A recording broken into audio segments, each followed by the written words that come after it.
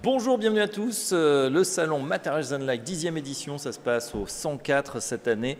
Et puis cette année, une innovation, ce sont les trophées Décarbonons. On est ravis d'accueillir un des lauréats dans la catégorie innovation technologique pour un produit dont on va parler.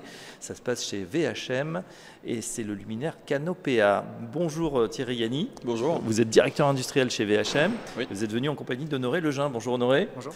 Vous êtes ingénieur du bureau d'études, développement de produits, toujours chez VHM. Thierry, on démarre avec ce que fait VHM pour ceux qui ne vous connaîtraient pas encore. Oui. Alors VHM, c'est une PME alsacienne, centenaire depuis l'année dernière. Oui. Donc ça a commencé avec une fonderie à Molsheim. Au sortir de la guerre, il fallait reconstruire en fait les réseaux d'eau, les réseaux de gaz. Et donc on a demandé à un fontainier d'un village à côté d'aider à la reconstruction.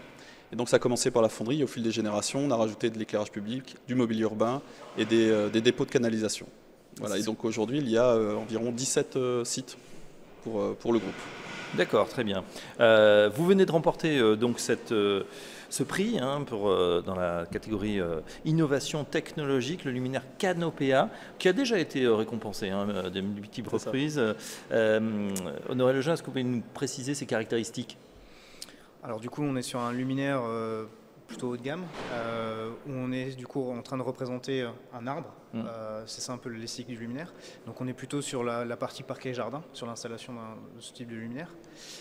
Et l'idée du luminaire, c'est d'essayer d'être éco-responsable, d'augmenter de décarboner justement le produit. Et dans cette optique-là, on est parti sur un matériau biosourcé, donc la fibre de lin, et qui a aussi plusieurs avantages techniques, qui permet aussi d'alléger le luminaire, qu'on est sur un luminaire plutôt de grande envergure, donc 80 cm de diamètre, c'est quand même plutôt gros dans le domaine. Oui. Et du coup, ça permet aussi de réduire le poids du luminaire grâce à ce composé, quoi. Ouais, c'est assez étonnant parce que quand on dit le lin, on se dit on voit quelque chose d'assez fragile finalement, et puis que ça devienne comme ça un luminaire. Comment ça se passe? Comment on travaille pour en faire un luminaire en fait?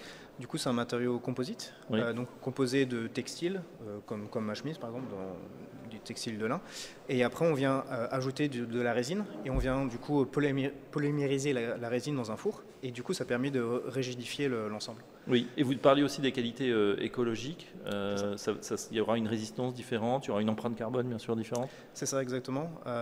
Donc on travaille pour refaire le bilan carré, propre, pour avoir tout le bilan global. Mais on est vraiment dans cette optique-là de réduire les coûts liés à la fabrication de l'aluminium. Ouais.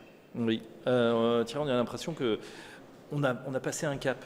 Aujourd'hui, c'était le nice to have, c'était quelque chose de bien. Et il y a encore quelques années, aujourd'hui, on a l'impression que les collectivités locales s'en emparent. Il y a la réglementation, bien évidemment, mais on a l'impression que de plus en plus, ce sont vos clients maintenant qui vous demandent ce genre de produit. Ah oui, clairement. En fait, on a été un petit peu précurseur, mais on sentait quand même la vague venir. Aujourd'hui, dans des appels d'offres, il y a clairement des critères qui commencent à apparaître de plus en plus souvent. Alors là, dernièrement, on a effectivement ce qu'on appelle les fonds verts aussi qui sont venus, par exemple, renforcer ce type de demande. Mais clairement, il fallait qu'on prenne la vague assez rapidement parce qu'on sentait que ça allait venir. Est-ce qu'il y a d'autres types de matériaux biosourcés que vous allez utiliser comme ça à l'avenir? Alors, on n'en a pas aujourd'hui encore dans les tablettes. En revanche, il y a beaucoup de possibilités qui sont ouvertes. On en a vu encore là sur le salon, qu'on avait déjà vu à d'autres moments. Par exemple, la reprise de polystyrène, qui est présente assez souvent. Oui. Et ça, c'est quelque chose qui nous a intéressés et on a déjà commencé à tester en fait ce type de matériaux, puisque oui, ça fait partie des choses qui vont dans le bon sens aujourd'hui. Ben voilà, donc 100 ans, une histoire centenaire, il continue donc dans l'innovation. En tout cas, bravo pour cette innovation technologique. On rappelle donc le luminaire Canopea en fibre composite de lin. Et lin, bien sûr, français. C'est du Made in France, tout ça. Merci Thierry Yanni. Je rappelle que vous êtes directeur industriel de VHM. Merci Honoré Lejeun, ingénieur bureau d'études. Et à très bientôt sur Materials and Light. Merci à vous. Merci.